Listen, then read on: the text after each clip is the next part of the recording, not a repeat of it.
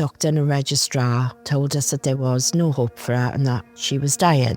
The doctors put do not resuscitate onto me because, my body was just completely shutting down. I didn't agree with the fact that they can just sit you down and tell a human being you're going to die, because I felt that it's only God can make those decisions. Doctors had told me that if I continued drinking and taking drugs the way that I was, that I wouldn't make 40. But I didn't really believe them. I thought I could continue to push my body. 2022, my best friend, she found the Lord and she convinced me to go into a Christian rehab. And I thought, I've got nothing to lose. My life was just out of control. It was just so dark. Within a week, I'd found Jesus. He'd met me where I was at. I couldn't believe I got to the age of 39, and only now that I'd been told I could have this connection with him. And I just knew that he didn't want me to feel pain. Something was always missing that I was searching for, and I just realised it was a God-shaped hole. Close towards the end then, I thought it'd be okay to go back to the same place, the same people. Ended up messing up. It was just horrible. Because I felt so convicted from that, the shame of it, I continued to drink, and then it got a lot worse. I've got scripture that shows the sense of when you can be walking so well with Jesus and then the enemy catches you again. Matthew 12, verse 43. When a defiling spirit is expelled from someone, it drifts along through the desert looking for an oasis.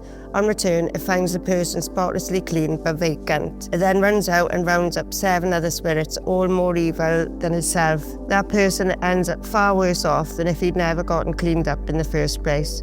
That's what this generation is like. You may think you have cleaned out the junk from your lives and gotten ready for God, but you weren't hospitable to my kingdom message. I fell a lot harder, went on to drinking neat vodka, vomiting blood clots and throwing up, and ended up unconscious in hospital. Very rapidly went luminous yellow. Kidneys failed as well, and my liver. The worst of it is my gallbladder disintegrated, so it was full of pus. That was poisoning me. I didn't see it coming, and they were very direct about it. They told me they'd put a do not resuscitate order on her, which I immediately tried to get revoked. They said, no, you have to go to court. It's a medical decision. They gave me permission to stay with her, and they withdrew all her treatment.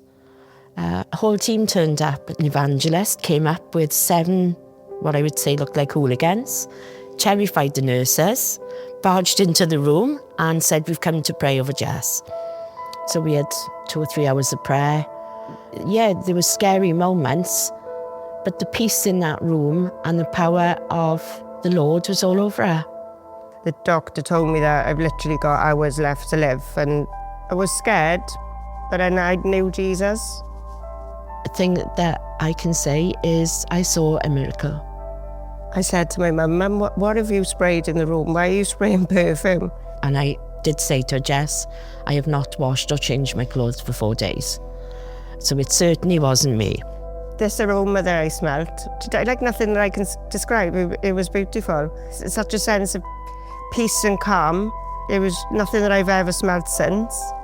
It's hard to describe, but I know that it was Jesus in the room. The registrar came back and said, oh wow, we weren't expecting this. They put her back on a drip, so she'd actually had 2 or 3 days without even fluids, and she slowly got better. He's the one who gives us life, and he takes it away, and he will say when it's our time. My faith is stronger, and I know what was in the room with us. And you, Jess, still? With the qualification that I'm going to have, now I've got a chance of a new career, and I want to go into caring with people with the elderly and dementia and special needs. Got a future now.